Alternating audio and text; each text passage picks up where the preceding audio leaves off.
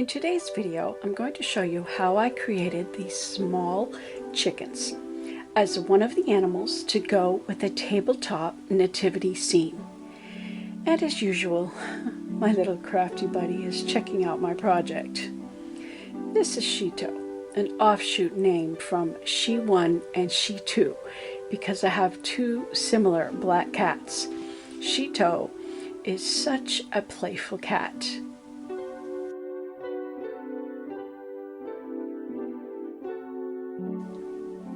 Do you think she thinks it's a real bird?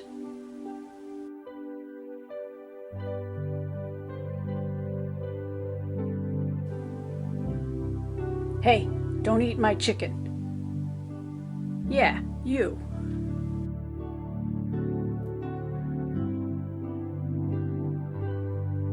I'm using felt for this project. I like felt because the edges don't unravel when you cut it, so it's great for making animals. I made my own pattern for this project and the patterns for all the animals for the nativity scene. For the rooster, I want his tail to be a different color. This is how I make the beak. I tried other methods, but they didn't work out so well. I will show you how I apply it later in this video, but this is how I cut it.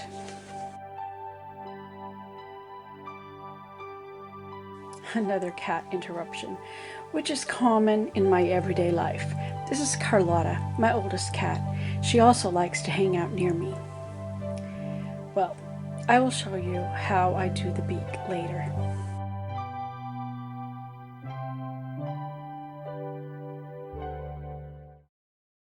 Before sewing the two sides, I first sew the comb in place on the right side of the chicken, trying to aim all the points of the comb to the center of the head. I don't want to have a bunch of pins in such a small area, so I sew it on with a needle and thread. I make a starting knot by slipping my needle between the two threads just before the knot on the end of the thread, and then I just use the running stitch to tack the comb in place, which goes around the curve of the top of the head. I make a finishing knot by slipping the needle through the loop of the last stitch. Pin right sides together. Then it's ready for the sewing machine. It could be hand stitched with a needle and thread, but for time's sake, I want to use the sewing machine. I will be making several of these for our church's display for our annual Christmas dinner. I'll leave an opening at the bottom where the feet will go. This is how I will also turn it inside out. Two things I have learned doing this project. It is best to use small stitches so your stitches are closer together, 6 to 8 stitches per inch. So adjust your dial. Second lesson is to sew around twice for added strength. You will see shortly why that is important in just a moment. For the rooster's tail, I needed to change the color of the thread to green because the stitches will show. If mass producing, it would be best to do all of them at once so you don't have to keep switching thread colors.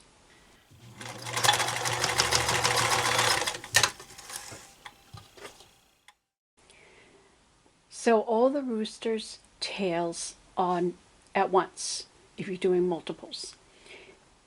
Then you can change back to the main thread color of the main part of the chicken. Okay, the comb is sewn on the right side, and it's sewn on with a needle and thread because it was so much easier to do it with a needle and thread. And I don't want to have all those pins in it. That's just too much bulk, and it would just add some complications to doing this. So I'm going to give it a couple of pins just so it doesn't slide or slip. I just got to make sure that all the stuff stays in the center, that it doesn't get into the seam. I'm going to put a pin in here, but I'll take it out as I sew around it. Okay, we are ready to sew Mr. Rooster. I'm not going to sew this little part right here because it makes this hole really tiny. I'm going to actually start sewing right here, and I'm going to stop sewing right there. It's still a pretty small hole to have to pull this all out. But before we can do that, we have to do some trimming and clipping of the curves so that it will turn relatively well. This tan fabric felt is really thick. The green felt is really thin. If this was thinner, I got this off the bolts, so that's why it's thicker. But if it were thinner, it'd be a little easier to work with. I have my good scissors. Now, I can do a more precise job here. I'm going to clip every corner. Here's a corner. I'm going to take a little triangular piece out. This is not much of a corner. Now here we got 4 layers of fabric. So I want to reduce all of that. So I'm going to cut this side really short. This is already cut short.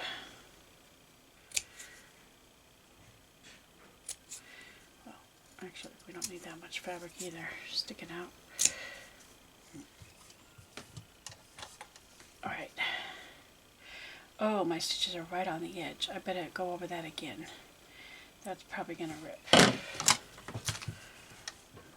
Yeah, check both sides. Oh. Alright, the corners are cut. Well, this is going to be a corner, even though I didn't stitch that part yet.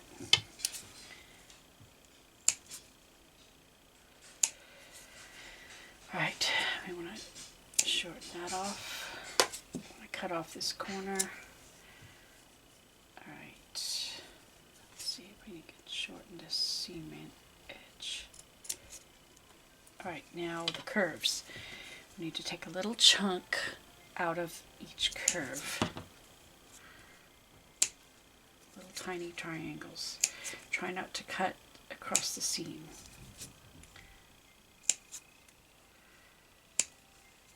Whenever you're turning something inside out, you always want to make sure you cut these little notches on curves. I'm showing you this again on the hen because I don't have the best lighting in my sewing corner.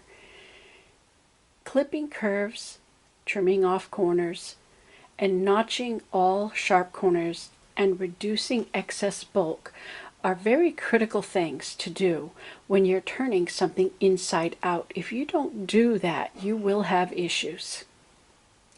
Make sure you have good, sharp scissors for the job. On this hen, I had problems when turning it. I had a few blowouts. I only sewed around the hen just one time. The rooster, he did much better, as you will see in a moment, because I sewed over much of the rooster a second time. Don't worry, I can fix the blowouts, and I'll show you how I do. This tan fabric is thick because it came off of the bolt. The bulkiness of the fabric is part of the reason for the blowouts. No fear, I can fix it. A thinner fabric would do better. The small squares of felt you buy in the craft section are usually a lot thinner. But I have to work with what I've got. The other reason for the blowouts is because it's such a tiny object. That's a small neck. So it's really hard to turn things without ripping out a seam. I use a small stick to help push the head through, trying not to pierce the fabric, which I did on the first chicken that I attempted to make. On the rooster's tail, because I was dealing with 4 layers of fabric, I could not push it all the way to the seam, but I got it as far as I could. I could work with that. I'll make it work. I stuffed the chickens for the tail and head, use very small pieces. I use my stick to push the fill in place. You're probably wondering, why am I stuffing the hen when she has so many blowouts? The reason is because it will be easier to sew with the stuffing already in place. Now it's back to using the needle and thread. I have no other option. Besides, there are some jobs that are best done by hand. With hand sewing, you can have much more control. You probably can't see very well, but I am using the blind stitch to close up the holes. When it's finished, you don't see the stitches. I've probably shared how to do the blind stitch in one of my previous sewing videos. Now for the wings. First, I cut some feather-like shapes in the end. I decide on the positioning. Then I stitch the wing in place. Notice that I am creating a fold as I place the wing on. Then I take a few stitches across the top of the wing to hold it in its place.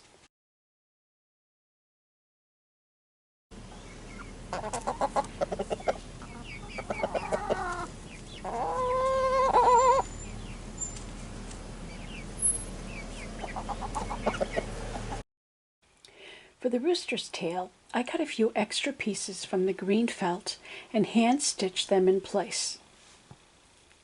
Roosters tend to have longer feathers than hens, and some of them curl towards the head, just something to keep in mind.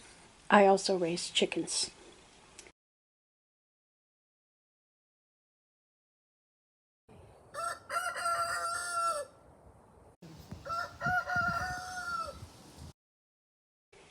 For the beak, I fold the fabric to form a triangle and close up the two sides. Then slip the tip of the nose into the open end of the yellow felt triangles and stitch in place. I could not get a good point in the original shape because it's so small. That's why I'm having to add the beak on. I had tried to sew fabric on the tip of the nose before sewing it together, but it did not work out very well. The first chicken that I attempted to do totally messed up. When I tried to cover the beak with fabric, it looked more like a duck than a chicken.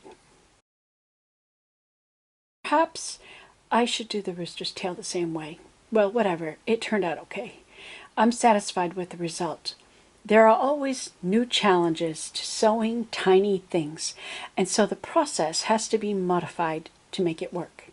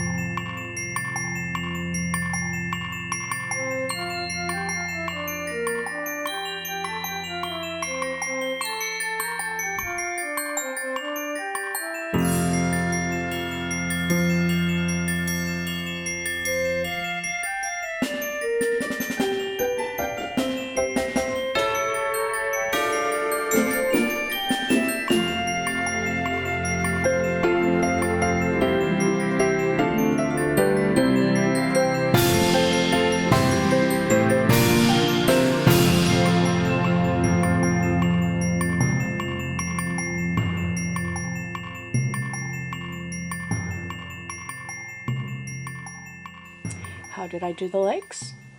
I cut 3 pieces of soft 14 gauge wire 3 inches in length for each leg. Then, using 2 needle nose pliers, I twisted the wire to form the leg. Kind of looks like chicken legs. one plier to hold the end and the other to twist. Bend the 3 toes, keeping the center toe the longest so that it looks like chicken feet. I spray painted the feet with yellow paint. On the first set of chickens I made, I had glued the legs on before thinking to paint them.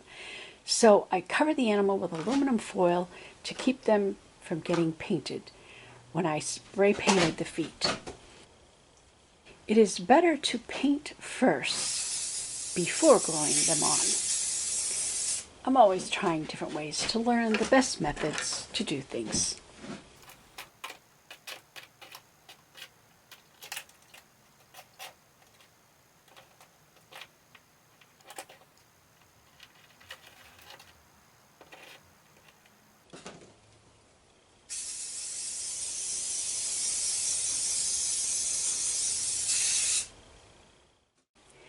I made several sets of chickens in different colors, as well as sheep and lambs and cows to add to our nativity scene. If you would like to learn how to make the other animals, be sure to subscribe to get notified when I post a new video.